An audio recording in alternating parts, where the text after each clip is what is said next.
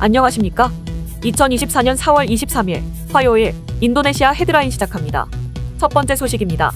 최근 중동 지역의 긴장 고조와 미국 중앙은행의 금리 인상 지연 예상으로 신흥국 통화 가치가 큰 폭의 하락세를 보이고 있습니다.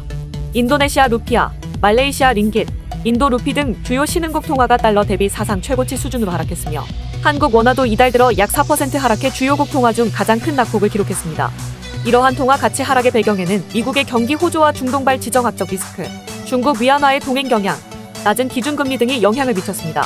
또한 인도네시아의 포퓰리즘 정책으로 인한 재정 건전성 우려도 통화 가치 하락에 영향을 미쳤습니다. 루피아 가치 하락에 대응하여 인도네시아 중앙은행 수석 부총재는 시장 안정화를 위한 조치를 취할 준비가 되어 있다고 발표했습니다. 특히 인도네시아 루피아는 올해 들어 약 5% 하락하며 아시아 지역 통화 중 가장 큰 폭으로 떨어졌습니다. 이에 인도네시아 중앙은행은 금리 인상 가능성을 포함한 다양한 대응책을 검토하고 있으며 국내 경제의 안정을 위해 적극적으로 대응하고 있음을 강조했습니다.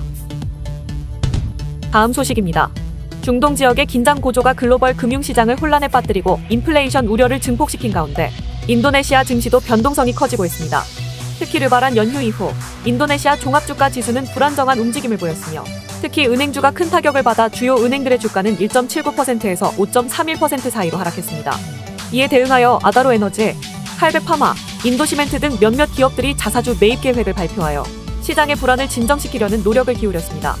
이들 기업은 매도 압력을 완화하고 주가를 안정시키기 위해 수조 루피아에 달하는 자금을 자사주 매입에 투입할 예정입니다. 한편 지정학적 긴장과 글로벌 경제에 대한 불확실성 속에서도 인도네시아 종합주가 지수는 4월 17일 거래에서 반등하는 모습을 보여 투자자들에게 조심스러운 낙관을 불어넣었습니다. 하지만 여전히 글로벌 및 지역 정세에 대한 지속적인 모니터링과 함께 시장 움직임에 대해 신중한 접근이 필요한 상황입니다. 다음 소식입니다. 인도네시아에 진출한 한국 기업들이 현지 정부와의 관계에서 더욱 효율적으로 대응하고 협력을 강화하기 위해 팀 코리아 플랫폼을 구축하기로 결정했습니다.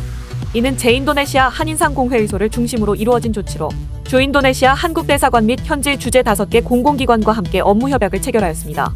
이번 협약을 통해 참여 기관들은 인도네시아 내 한국 기업들의 의견을 수렴하고 정부와의 관계에서 공동 대응하는 한편 현지 경제 동향과 규제 정보를 공유하며 네트워크 구축에 협력하기로 하였습니다. 이상덕 대사는 인도네시아에 대한 한국 기업의 투자가 많음에도 불구하고 정부와의 관계에서 충분한 힘을 발휘하지 못하고 있다며 한 목소리로 의견을 모아야 한다고 강조했습니다. 또한 이강현 코참 회장과 이장희 코트라 자카르타 무역관장 역시 협력과 단결의 중요성을 강조하며 이를 통한 권익 강화와 시너지 효과 극대화를 다짐했습니다. 이번 행사에는 포스코, LG전자, SK, LX, 대한항공 등 주요 기업 대표들이 참석하여 협력 의지를 다졌습니다. 다음 소식입니다. 중국 외교사령탑인 왕이 중국 공산당 중앙회사판 공실 주임이 인도네시아 방문 중 미국의 가자지구 휴전을 위한 유엔 결의안 지지를 촉구했습니다. 자카르타에서 열린 기자회견에서 왕 주임은 레트노 마르수디 인도네시아 외교부 장관과 함께 팔레스타인과 이스라엘 갈등에 대한 인도주의적 재앙에 유감을 표하며 유엔 안보리 결의안의 무조건적 이행에 동의했다고 밝혔습니다. 왕 주임은 특히 미국의 국제사회의 목소리에 귀 기울일 것을 요청했습니다. 이와 함께 왕 주임은 조코이 대통령 및 프라보어 수비안토 국방장관과의 만남에서 확전 방지에 대한 중국의 역할을 강조했습니다. 레트노 장관은 인도네시아와 중국이 가자지구 문제에 대해 같은 입장을 가지고 있음을 명시했습니다. 양국은 또한 인도네시아 내 중국의 투자 확대를 통해 경제관계를 강화하기로 결정하였으며 인도 태평양 지역의 평화 유지와 남중국해 행동 준칙 마련을 위한 대화 가속화에도 합의했습니다. 왕 주임은 중국 인도네시아 고위급 대화 협력 메커니즘 회의 참석 후 파푸아뉴기니를 방문할 예정입니다. 다음 소식입니다.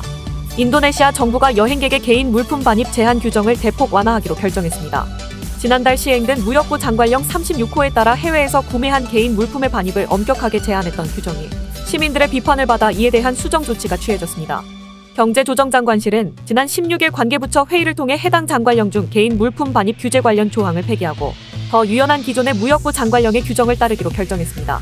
이에 따라 노트북이나 태블릿, 스마트폰, 신발과 의류 등의 수량 제한도 폐지되었습니다.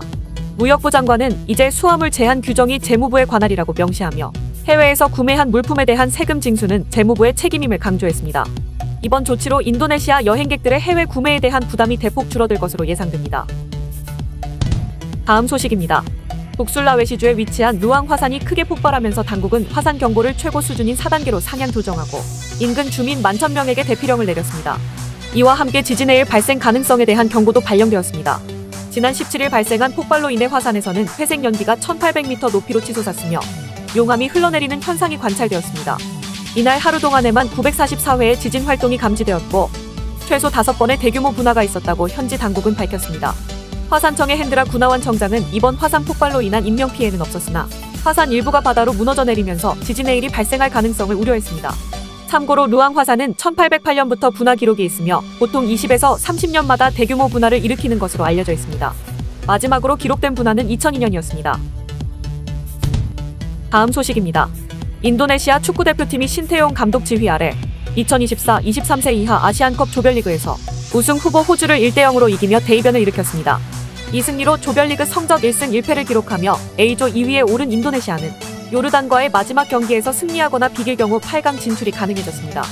이번 경기는 카타르 도하에서 열렸으며 전반전 종료 직전 코망테구의 결승골로 인도네시아가 리드를 잡았습니다. 경기 내내 호주의 공세를 막아낸 인도네시아는 결국 1대0 승리를 지켜냈습니다. 특히 개최국 카타르와의 지난 경기에서 퇴장자 2명을 내며 패배했던 신 감독은 이번 승리로 밝은 표정을 보였으며 인도네시아 축구팬들도 큰 기쁨을 표했습니다. 신 감독은 선수들에게 포기하지 않는 정신과 자신과 믿는 플레이를 주문한 것이 승리의 요인이라고 평가했습니다. 또한 신 감독은 한국과 중국의 경기에도 큰 관심을 보이며 한국과 인도네시아가 8강에서 만날 가능성에 대해 언급했습니다. 기자들의 질문에 신 감독은 한국보다 일본을 만나는 것이 편하다고 답하며 한국과 일본을 집중적으로 분석할 계획이라고 밝혔습니다. 시청해주셔서 감사합니다. 다음 시간에 뵙겠습니다.